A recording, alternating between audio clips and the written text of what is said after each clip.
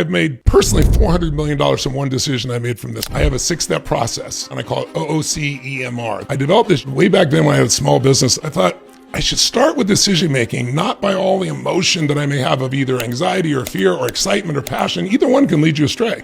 It's like, what do I want? What's the outcome? That's the first O. But start not with what you're afraid of, start with what you want. And then I also say, don't ever do this in your head because you can't manage all in your head. So you write down the outcomes and then you put them in order. And then you put the why. So now when you're crystal clear what you want and the order you want it in, and that's critical. What's number one? You got to be rigorous. Now you can make decisions by going into second O, what are your options? Now you may not like them all, but you shouldn't lie to yourself and say this is the only option. That'll stress you out. So I write out all the options.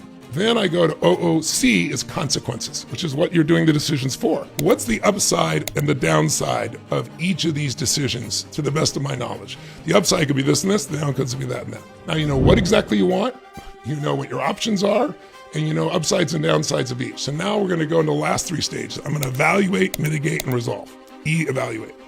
Now I'm gonna evaluate what's the probability of those consequences.